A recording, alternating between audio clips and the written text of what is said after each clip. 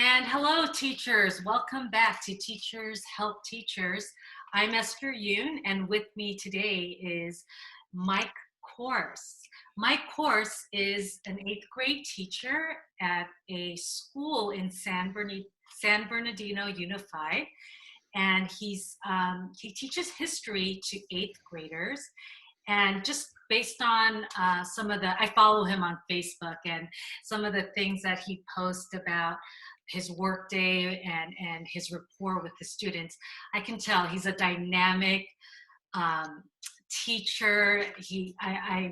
I'm sure his students, they won't admit it because they're eighth graders, adore him. Um, but it's great that it's great to have Mike on and for him to share some of his ideas using Google Class. I want to call this episode History Projects Using Google Class with Mike Corse. And I want to welcome Mike to this episode. Welcome, Mike. Thank you for being here. No problem. And my kids will admit it every time that they adore me. Every time. All right. Eighth grade or not. Yeah. I don't know if it'll come out, but I love Mike's dry sense of humor. I hope it does come out, and his self-awareness and sometimes self-deprecating humor comes out as well. So anyway, just to set you up, Mike. So Mike, you and I, we as we were planning this episode, you mentioned a few projects, and I want I love that you're using, and he is Google certified, by the way. And I love how he's very familiar and uses Google Classroom effectively during remote teaching.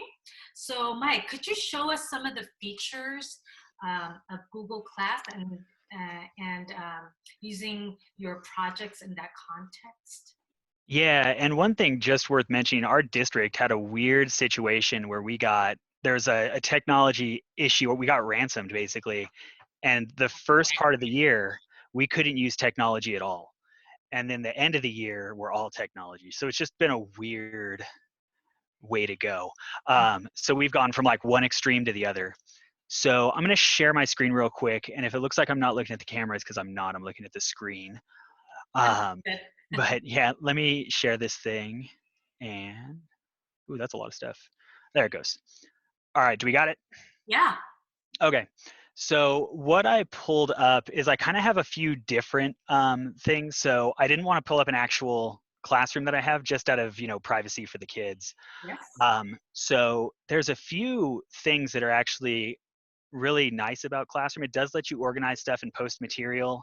One of the big things that really matters is when you're making an assignment, just in case people are new to it. Yes, please, that time.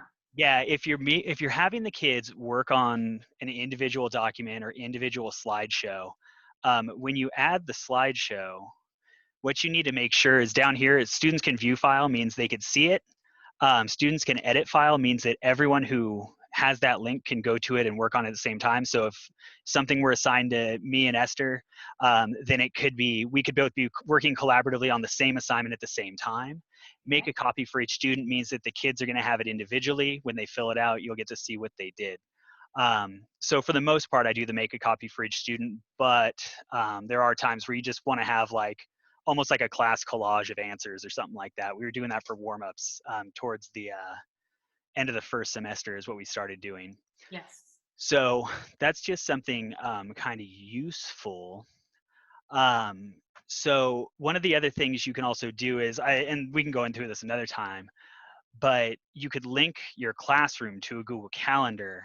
And then share that calendar, and then they could see all the assignments there as well. So there's some useful stuff you could do, and it helps with organization. And if you go real deep and you go into like Google Sites, actually, let me just pull this up because it's interesting. Because Sites, if you haven't played with it, is really simple.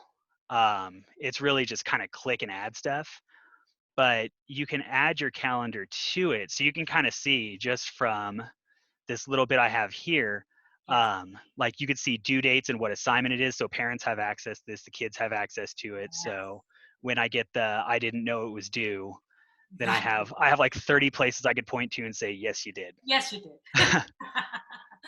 Yes. So, anyways, just to go into some of the actual assignments, this has been things we've been playing with kind of throughout the year. I just got into using Classroom this school year.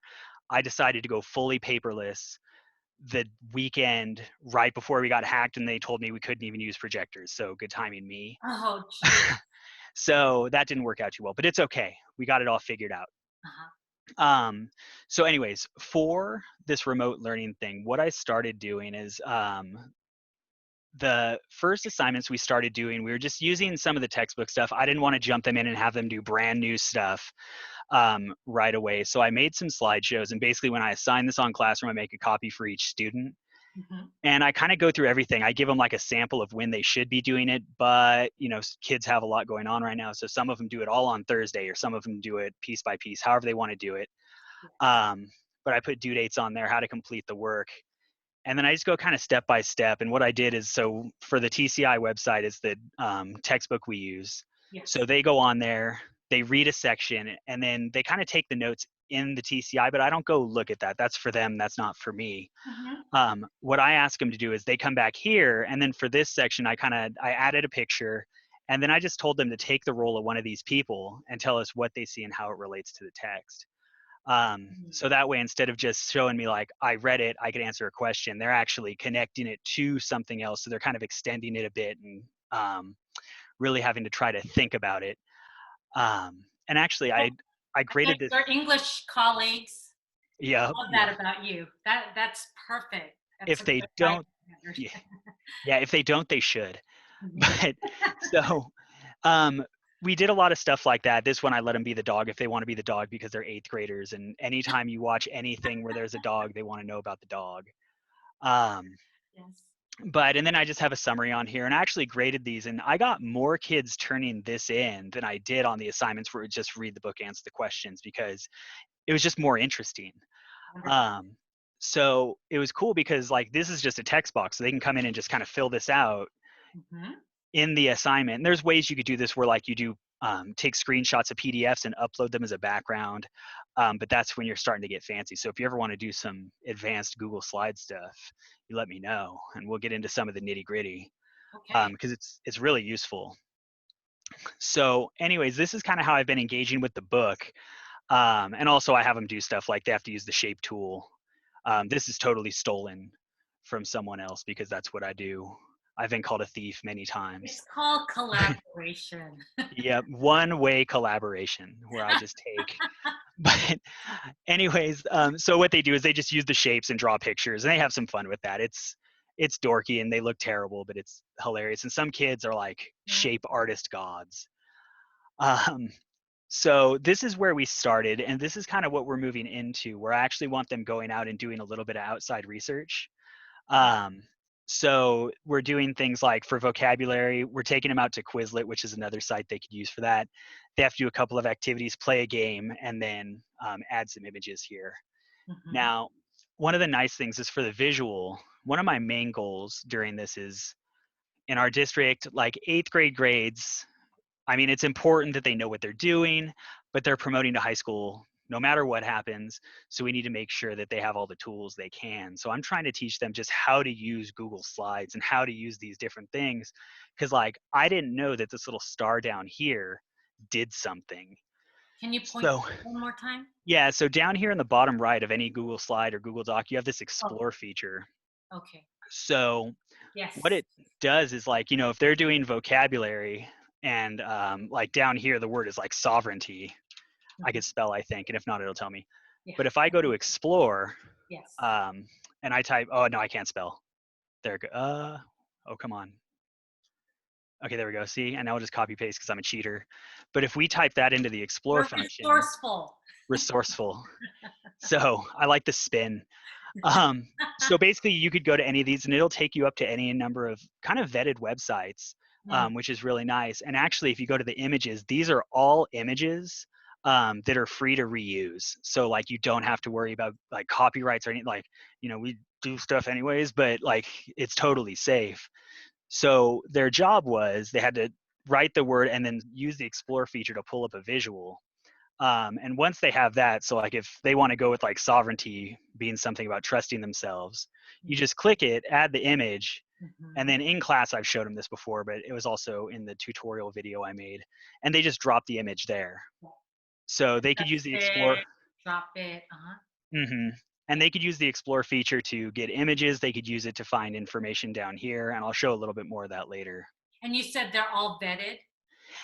For the most part, it's like it's not going to take them to any really kind of shady websites. So for your younger kids especially, it's pretty safe to have them use the explore feature as opposed to just like Googling it or Binging it if they do that or something.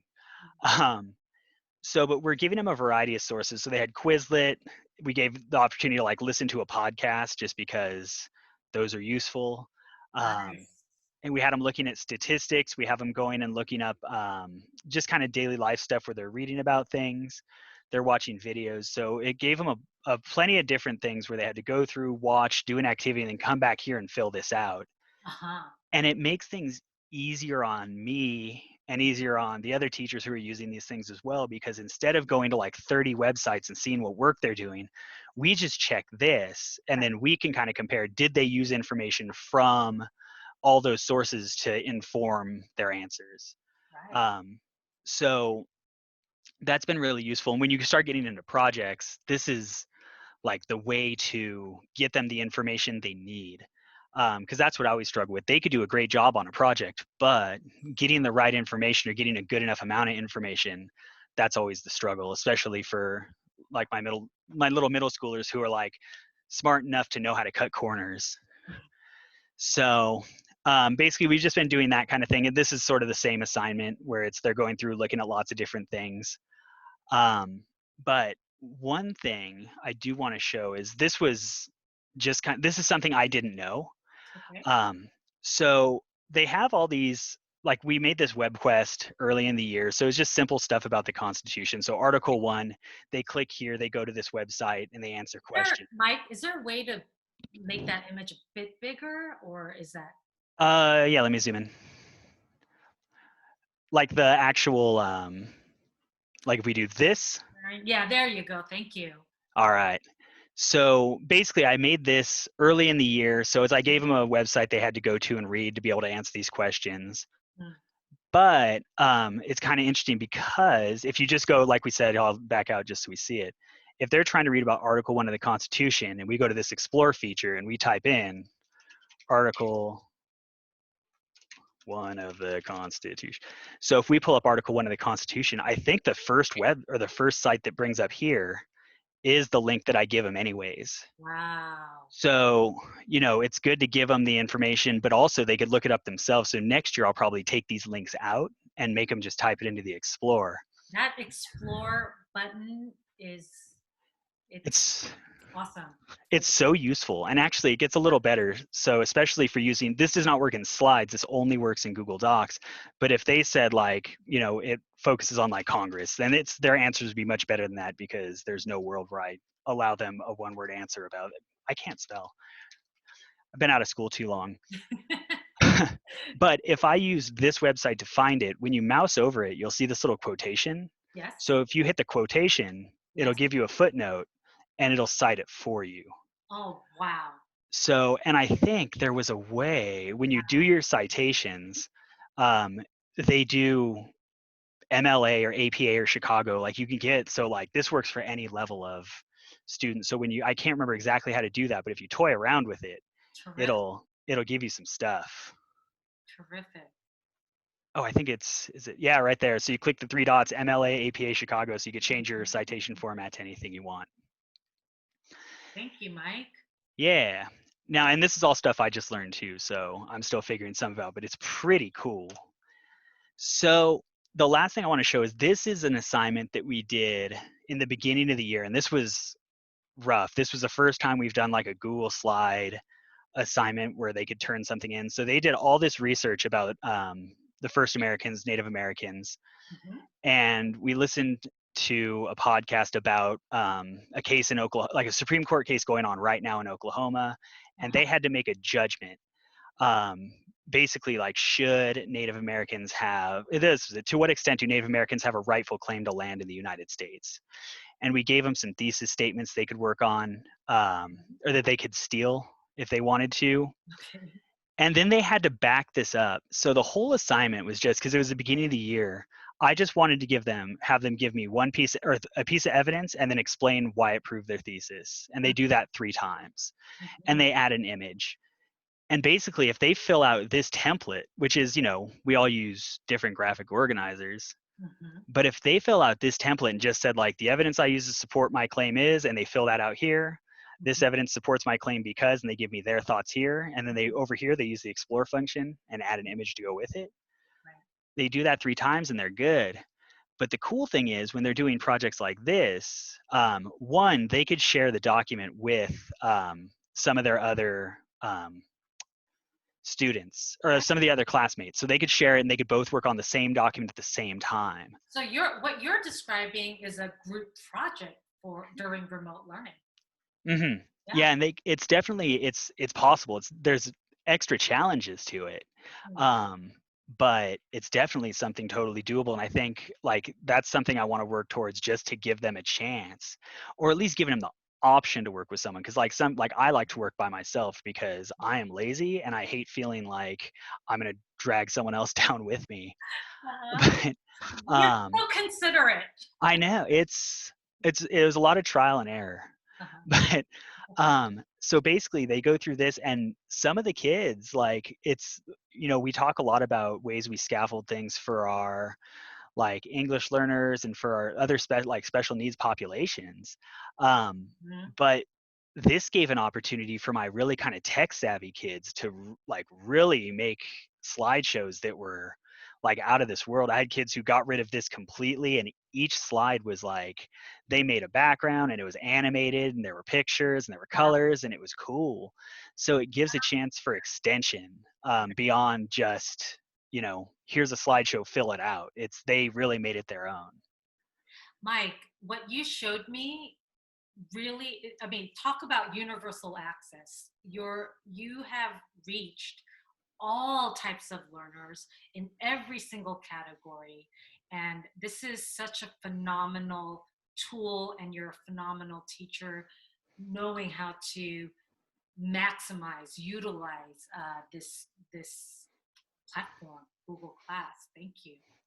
Yeah, I appreciate it. It's been kind of an adventure. I think the main thing, you can't be scared to mess up. Like I was so scared to use Google Slides for so long just because it wasn't PowerPoint and I didn't know it that well. But Mm-hmm. you can do so much with it, especially for the students. Like I still present with PowerPoint, but for anything I make for them, Slides is so good. Right? And you can share it easily, and that's great. Hmm. So you know, just real quick before we wrap up here, you mentioned back to those questions in those slides. I really want to challenge our teachers out there to, yeah, not just cut and paste questions from the text, but why?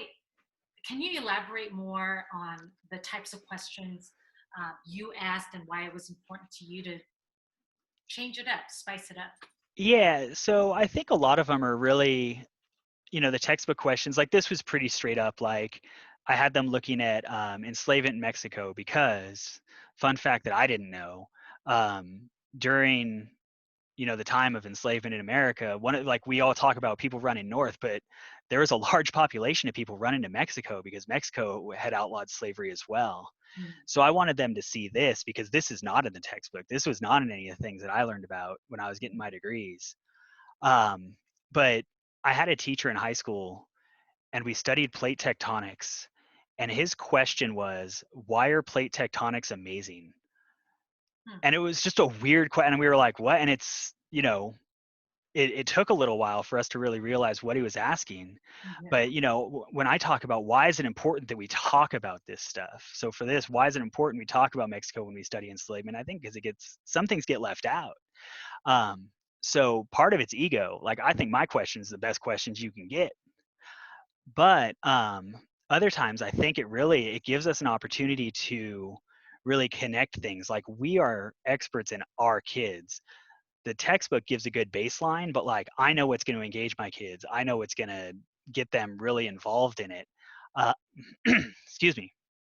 So when you give them a chance to really state their opinions, so I think when it comes to asking questions, it really is, you kind of have to tailor it to know. And even like, I know I'm going to get different answers from my third period because they're going Mhm, to give me the most academic answers I can get. And mhm. my seventh period, I'm going to get that. They're going to be so like, they want to play the defiant. Like, when we talked about the revolution, it was, why should America not put up with stuff like this? And they were all about it because they just have that eighth grade, like, we want to fight everyone thing. And you can kind of tap into that.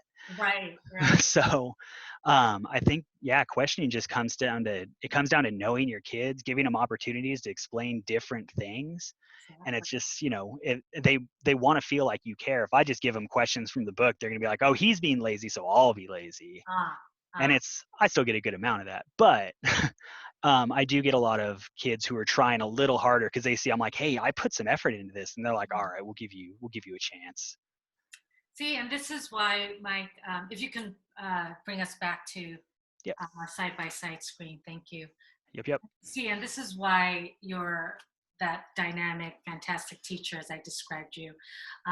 You do teach to your audience, and Mhm. you're aware of that and sensitive to that, and your students are very, very blessed to have you. Thank you, Mike. I appreciate it. Thank you. Thanks for being here with us and showing us uh, awesome features of on Google Class through your projects. You have a Yeah. great day, and we'll talk again. All right. Have a good one. Have a good one.